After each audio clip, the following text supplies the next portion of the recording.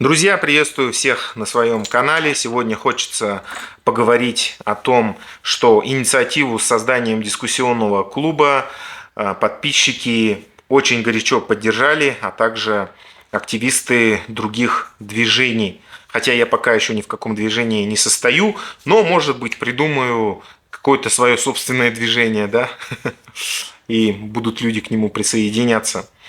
И что хочется сразу сказать, друзья. Некоторые активисты почему-то думают, что их кто-то там назначил, выбрал. Ну, больше они почему-то думают, что их кто-то назначил, и они уже себя там возомнили какими-то начальниками, боссами и так далее. Друзья, мы сейчас просто люди, которые что-то вещают через YouTube или через другие площадки, и поэтому ни у кого никаких постов и так далее нету. И вообще я в этой дискуссии, почему он называется дискуссионный клуб, приглашаю всех людей, неважно, занимались вы раньше активизмом, не занимались, делали что-то или нет. Сейчас время новое, время перемен, время возможностей. Поэтому любой человек может себя реализовать. Смотрите, здесь в Монголии, да, нынешний премьер, он был вообще вахтером, да, а сейчас он премьером. Его просто заметили за его ум, за его умение мыслить, разговаривать и так далее, доносить свои мысли. Поэтому те люди, которые хотели бы что-то делать сейчас, но не могли, потому что там не было возможности, не давали, потому что там коррупция, бюрократия, да, в России страшенная просто. Ну и не те люди занимают должности, которые должны другие занимать. Но сейчас все будет меняться. Я просто в этом уверен, что у нас обязательно будет независимость. И поэтому сейчас от нас всех зависит, какая будет наша будущая страна Бурятия. И не надо сидеть и думать, что вот придет какой-то там умный парень, он за всех нас все порешает. Нет, такого не будет. И более того, этого нельзя допустить, чтобы вновь сел какой-то там автократ, что-то там якобы вел куда-то к светлому будущему. Такого не будет. Каждый должен отвечать за нашу будущую страну Бурятию. Поэтому я всех вообще призываю. Это сейчас даже наш гражданский долг на самом деле. Поэтому вот эти вот мысли, да, просто вот все люди пусть из головы своей выкинут, что вот есть якобы какой-то там суперумный человек, он все за всех порешает. Нет, такого не будет. Вот пример вам яркий Путин, да, человек, который из себя вообще ничего не представляет, далеко не умный, да, ну, не блещет интеллектом, ничем, но тем не менее вытащили его, да, посадили, немножко причесали, и вот он уже сколько лет сидит. Поэтому нам такого вообще в будущем допустить никоим образом нельзя. Поэтому пусть присоединяются все люди, ничего не боятся к этой дискуссии. У всех равные права сейчас и возможности. И более того, у нас не будет так работать. Вот меня назначили. Кто назначил? Вот там есть какой-то важный человек. Нет, я считаю, что у нас должна быть прямая демократия. Ну, примерно как в Швейцарии. То есть весь народ должен на референдумах, которые должны часто проводиться, да, решать, как нам жить. Там, конечно, тоже есть парламент. Я думаю, у нас должна быть форма правления парламента, а не президентская. И поэтому у нас должна просто быть прямая демократия. Иначе, я думаю, труба Бурятии. И пока сейчас вот такой вот подготовительный период, надо просто об этом постоянно думать и именно такую форму доносить, потому что это лучшее будет. А так будет как? Как сейчас, да, пришел какой-то депутат, вот представительская демократия, сел в кресло, наобещал там с три короба, через некоторое время смотришь, у него уже там джип появился, домик, уже нос задрал, да, пузо растет, счета появляются там где-то за границей, а народ как жил в бедноте, так и живет, и все ресурсы, все вывозится. Ну, в общем-то, на круги своя, да, все вернулось. Поэтому такого допустить просто нельзя. Люди должны поверить, что все зависит от них самих, а не от каких-то там, не знаю, начальников, президентов и так далее. Нет, конечно, людей вообще нет таких, которые полностью идеальные. Во всей истории таких людей никогда не было. У всех людей есть свои слабости, изъяны и так далее.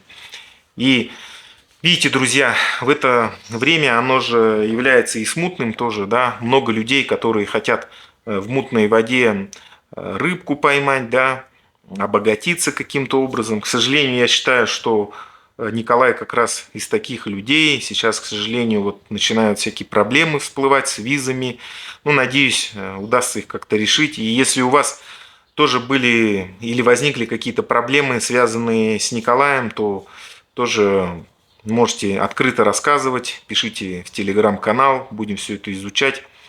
Потому что вот буквально вчера ко мне обратилась женщина, которой Николай делал визу.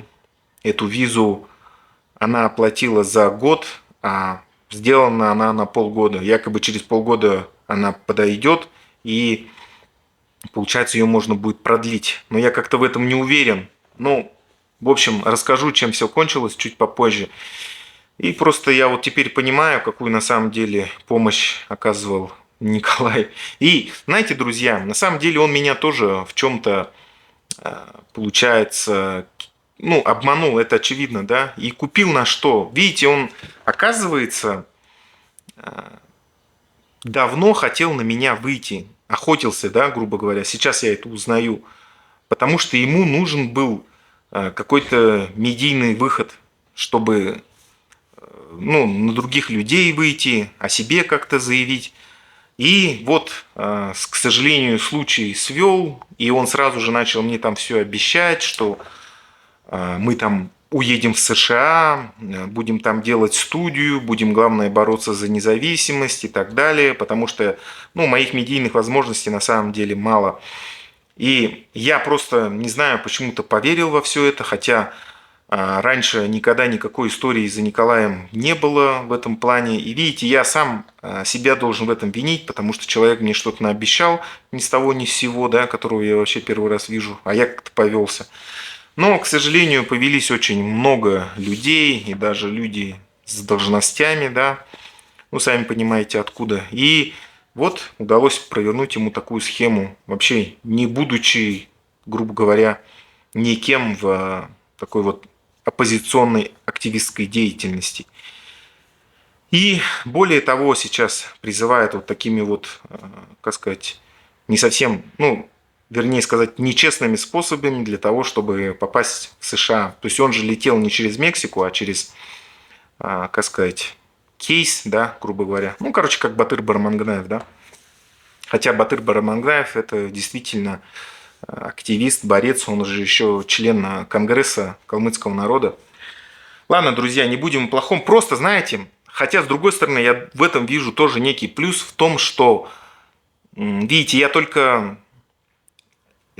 как личность, да, как блогер начинаю, можно сказать, делать такие небольшие шаги. Потому что, ну да, у меня, конечно, в ТикТоке была больше аудитория, больше подписчиков, но не было, так скажем, влияния, да, доверия. Нет, как доверие было, конечно, влияния такого не было. А сейчас, не знаю, почему так складывается, но, в общем, влияние больше. И я сейчас понимаю, что надо ответственно к этому относиться. То есть не надо на канал, не надо допускать всяких разных людей, надо узнать сперва, что это за человек. Ну, другое дело, конечно, просто интервью, да, то есть люди уже сами судят, кто это, кто такой. А вот так вот просто с улицы брать и начинать его накачивать, да, надувать, да, как мыльный пузырь, так нельзя. То есть, видите, это моя тоже на самом деле ошибка. Хотя я сейчас понял, что это был хитро спланированный план. То есть, наобещал там, наврал мне с 3 короба. Но главное, я финансово никак не пострадал от этого. Но главное, это я, конечно, боюсь не за финансы, а за собственную репутацию. Потому что, ну, для меня же это получается самое главное все-таки. Потому что не будет доверия, и все, можно сказать, не будет никакого продвижения в блогинге. Для меня это на самом деле большой урок. И я думаю, это, ну, это, наверное, хорошо, что случилось сейчас, а не когда-то позже.